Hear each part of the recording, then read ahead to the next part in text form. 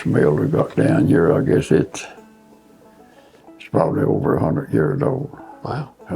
French burrs. See, the French burr is that it lays down. You probably know what they are. Now tell me about that. That French burrs that lay down. And this boss toppling here is stationary. And this bottom is on a swivel down there. It's pulled to it. And it brings it up there to where you grind. As you go that way to grind the wheels, that's fine as you want it. And but the hammer mill, it just makes cow feed. So it wasn't grind it fine, it just pulps it. Yeah. Yeah, this your other one is no man up Mars Hill up there. He was he shortened these birds. It took him two days to shorten these birds down here. And we got him trying it there, and on the last, a lot of them coming in, oh, you want a little finer. But Moody Ray told me just to make it about like millet seed and said you got good and round meal. And I tried to go like he said. He ground up there at Mars Hill, and he said this old man come in there, Mr. Ray, could you grind it just a little finer? And he said, I pulled them together. See that birds coming up. Pulled them together, I could smell the birds. You don't want that. And he said, I see that I'm going to have to do something else. He said, I went to the river and got some white sand. Said it won't hurt your birds.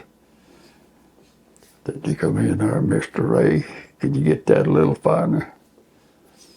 Said I had me about 2 tablespoonfuls of white river sand. Caught his head. There, just pitched it over in there. Next time he come in there, I said, Mr. Ray, don't get that so far. I said, you got rocks in that. Yeah, you got rocks in it over in the pond. Hello, and welcome to the Face of Appalachia. I'm Tim Barnwell. And I'm Scott Allen. When we make an episode, we're not always able to include every story we like. So we've been thinking about ways to share some new ones with you. The video you're watching is the first of a series that will collect stories from old friends that we'll put together in an episode. We hope you'll enjoy them and continue watching the channel.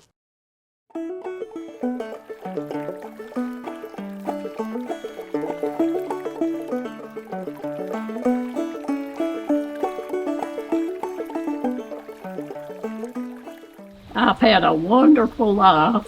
The Lord's blessed me. There ain't nobody in the world had a better life than I've had.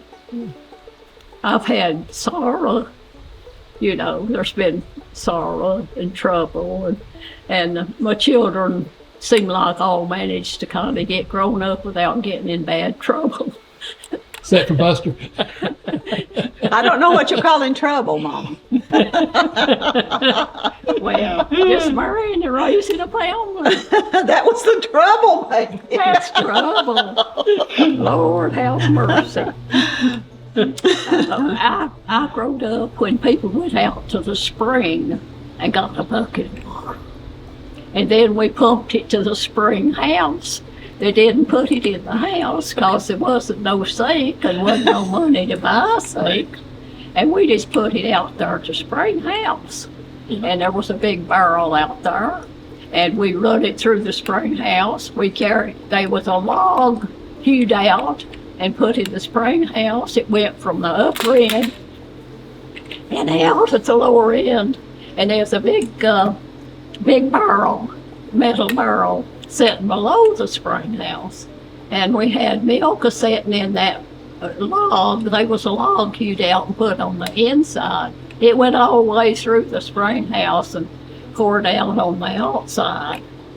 And that's where we went out there to do our washing and everything. And where there's plenty of water. I've had a good life.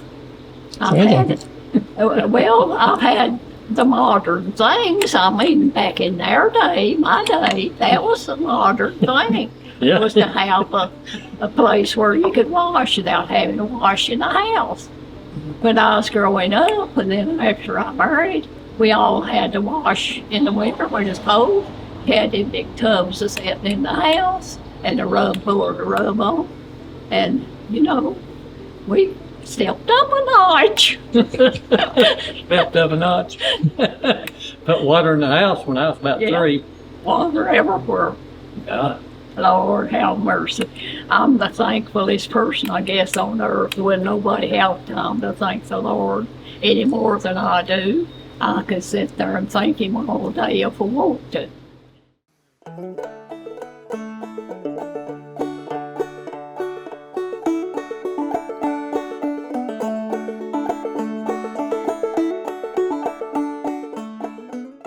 And another thing that me and Dale can remember pretty good, that was when grandmother and all of them was still alive and living here with us. And they'd invite the preacher to come on Sunday or whatever. And we always told them we had the best meals when the preacher came home with us to eat dinner with us, didn't we? Yeah.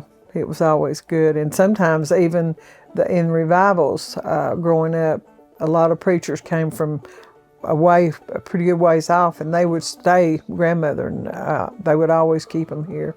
They'd spend the night and preach and stay here while they preached the revival or whatever. It was. Yes, some of the preachers didn't have cars, and my dad had like a 47 Harley Davidson, and he'd go and bring them here, and they'd stay here all week, and then he'd take them home. Yeah. And on a motorcycle. It worked. Yeah, it worked. And when Mom and Daddy was first married, that was the only vehicle they had, wasn't it? Mm-hmm. Was that Harley. So it was a good experience. Your mom would ride it? She rode a lot with Dad, but she did want to try to learn to drive, or Daddy wanted to teach her to drive it. That didn't work out too well a couple times. She did learn to drive. Yeah. We wanted to take a minute to thank you for watching The Face of Appalachia and to say how much we appreciate you joining us. We pour our heart and soul into these videos. To continue producing them, we need your support. Of all the viewers watching, 96% are not subscribers. You can help out by subscribing, hitting the like button, and by sharing these videos with friends. We really appreciate all the folks who've used Super Thanks. Remember, we can't do this without you.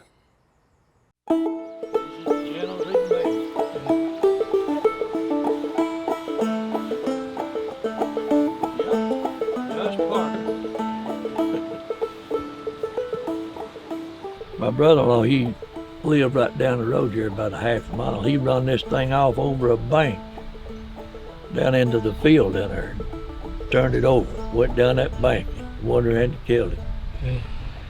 Banged it up a little, but didn't hurt it much. Yeah, I noticed a lot of people gotten killed and hurt with tractors turning over on these mountains.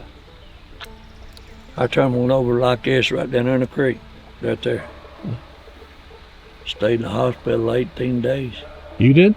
Yeah, I broke my pelvis bone twice, my tailbone.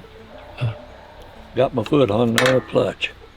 I went out the end of the field and turned up, and I got my foot hung on that clutch. Yeah. Couldn't get off? No, turned over in the creek, upside down, throwed me off. Broke my pelvis bone twice, my tailbone. How'd you get help? Why, in 5 minutes, there's all kinds of people here. There's no boy lived up there, and there used to be a little old cabin up there. He come running down through that field. My wife called emergency people, and they come. My neighbors had, I bet you, 25 people here in 10 minutes. Yeah. Come to my rescue. Threw me off in a pile of stinging nails. They hurt me worse than a wreck did.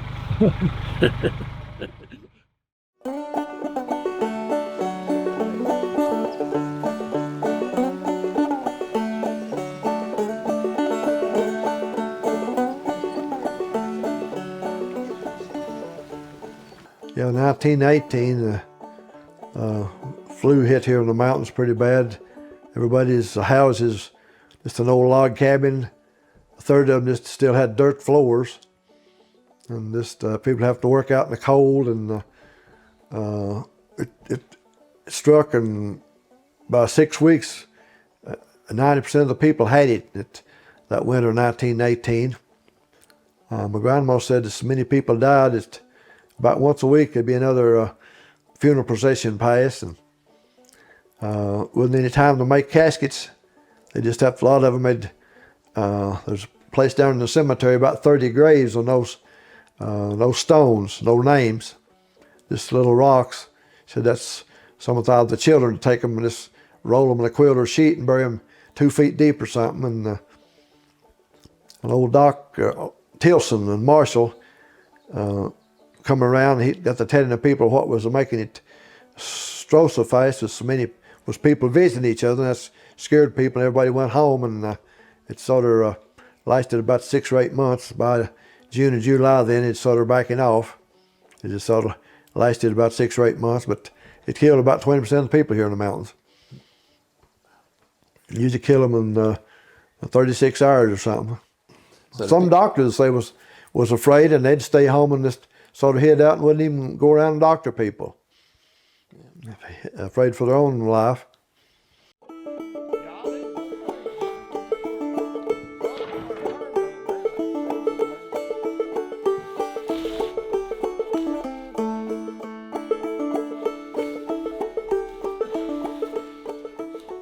Long time we've been working together. Over 50 years, Over man. 50 years, yeah. He married and moved into this community, 53 years ago, and we've been working together since. I rode with him, and we would take it week about, driving, carpooling. We would haul 3 or 4 other people besides me and him and drive to Drexel Furniture Company. At Woodfin. At Woodfin. Yeah. And then he'd drive one week and I'd drive the other.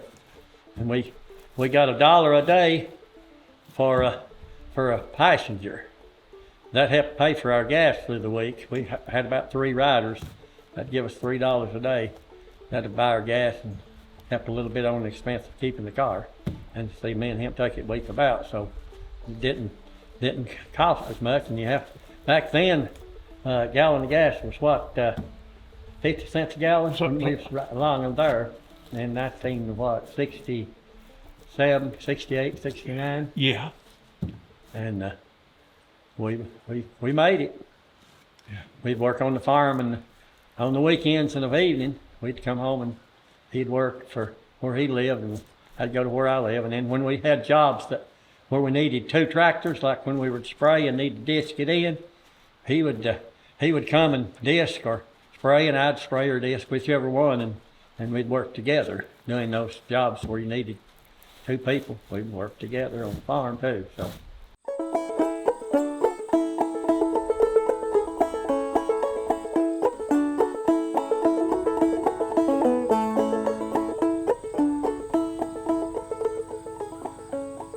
We kind of stay busy. It's, with the gardening and with the way the crops spread out. So we get through with one phase of one while the other's starting. So it's kind of spread out the whole season.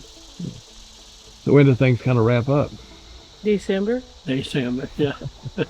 I used to tell them I love winter. They said, why do you love winter? I said, that's my favorite time of the year. I don't have to farm. I said, I get January, February, March off. 3 months. Why would I not love winter? Almost all. There's barns to fix. We worked on barns this year. In March. I recovered February. 3 buildings. February, March. Remodeled 3 barn buildings. Put most of the roof back on them, and jacked up 2 or 3 posts under the big barn. And we had one barn that we called the Mom and Pa Kettle barn. It only had 3 sides. That's how we boxed it when we done it, several years ago, wasn't it? 5 years ago. Yes. We never did get back and finish the other side, so we called it the Mom and Pa Kettle barn. So we finished boxing out and put windows in it. And and then we put siding on the other little building above the house. And we bought us some paint. We're going to paint the roof, right? so it wouldn't rust. So we get ready to paint, and Buster said, "Honey, do you know what color paint we bought?" And I said, "No, it's supposed to have been silver, wasn't it?" He said, "It's not silver. It's blue.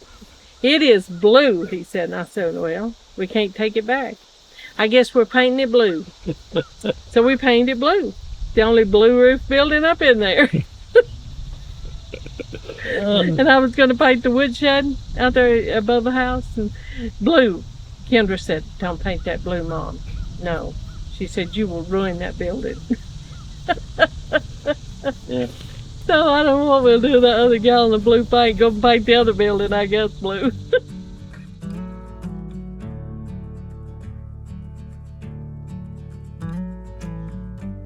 On this channel, I hope to continue to honor the people, vibrant culture, and strong traditions of Appalachia. If you share my interest in the people and places I call home, be sure to hit the like and subscribe buttons to learn more about this way of life.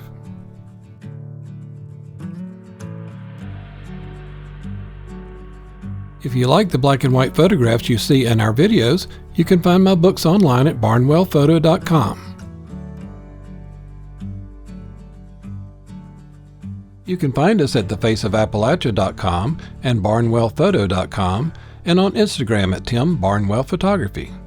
Thanks for stopping by. Hope to see you again soon.